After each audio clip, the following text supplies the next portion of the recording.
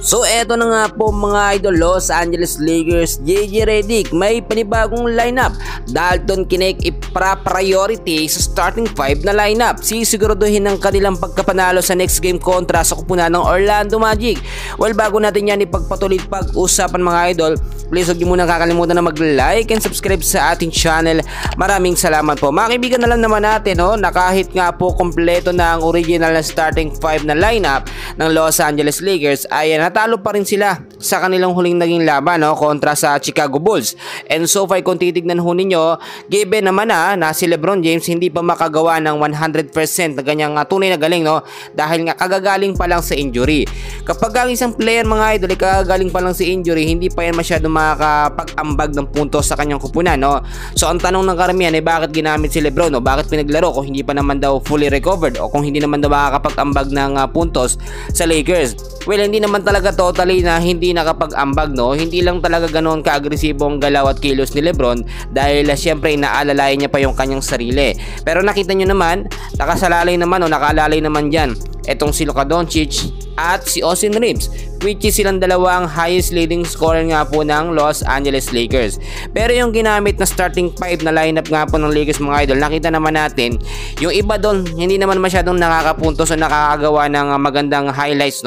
Titignan natin mabuti. Doon nga po sa naging starting 5 lineup, nakita natin nandoon si Dorian Finney-Smith, which is nabigyan niya ng 21 minutes of playing time, merong 2 rebounds, 1 assist, 2 points lamang sa loob ng 21 minutes. Ngayon mga kaibigan ko, alam nyo una pa lamang kahit dati pa sinasabi na natin na nakita nga ni JJ Redick ang potential po itong si Dalton Knecht na maging regular sa starting 5 lineup ng Lakers. Bakit? Yung consistency nakita natin kay Dalton Knecht, outside shooting, yung mga tira niya sa labas, talagang makikita natin yung consistency. Nung wala si Austin Reeves, nung wala din si Luka Doncic, hindi nakakapaglaro si LeBron dahil si injury, si Dalton Knecht mga idol, ang ganda ng performance na kanya pinapakita. So sabihin na natin mga kaibigan na kinakailangan pa ni Dalton na makuha ang chemistry sa buong player po starting 5 lineup ng Lakers, madali na yon. Ngayon ang sinasabi natin na talagang mas magpapalakas sa Lakers ay eto nga pong trio, which is Jackson Hayes, Austin Reeves at eto nga pong si Dalton Knecht. So yung connection between Austin Reeves and Jackson Hayes, nakikita naman natin yan. Pero yung connection between Dalton and Jackson Hayes, bihira dahil hindi naman talaga madalas nabibigyan ng bola. Eto nga pong si Dalton. Madalas kasi ang bola sa Lakers kapag nandiyan sa lineup si Luka ay kay Luka Doncic ang bola. At nakita naman natin si Luka nung last game, 32 minutes of playing time, merong 8 rebounds, 6 assists at 34 points. So far siya lagi ang may pinakamataas na puntos. Kung titignan nyo, pangalawa naman si Austin Reeves, which is 25 points sa loob ng 34 minutes of playing time. Pero kung si LeBron naman ay sasabihin nyo mababa ang puntos, hindi rin naman talaga mababa. Usually talagang si LeBron pag okay ang kanyang kondisyon, hindi lamang 17 points sa loob ng 31 minutes, nakakagawa pa yan minsan ng 35 hanggang 40 points kapag kondisyon ng kanyang katawan. Ang sinasabi ko sa inyo, ang susunod na kakalaban po ng Lakers or makakalaban ng Lakers ay ang kumpunan po ng Orlando Magic.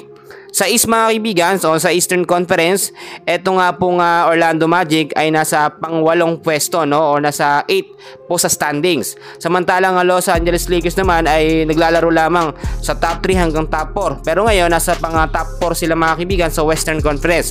Marami nagtatanong sa atin, pasok pa ba ang Los Angeles Lakers sa playoffs dahil nga po sunod-sunod na rin ang kanilang pagkatalo at hindi nila na-maintain yung consistency ng kanilang win?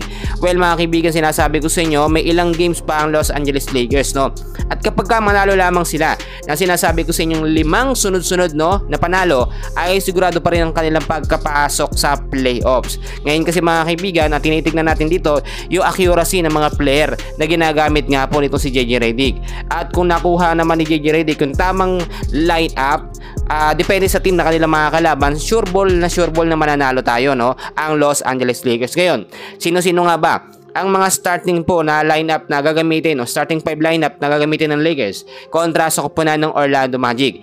Tulad ng aking sinasabi mga kaibigan, Dorian Finney-Smith, posibleng hindi makakasama sa starting 5 at papalitan yan, ito nga pong si Dalton Knecht. Pero LeBron James, Luka Doncic, Austin Reeves at Jackson Hayes automatically kasama yan sa starting 5 na lineup ng Lakers. For now mga kaibigan ko, yan muna ang update ko sa inyo, and please pakiusap, huwag niyong kakalimutan na mag-like and subscribe for more Lakers updates. Maraming salamat po sa inyong lahat.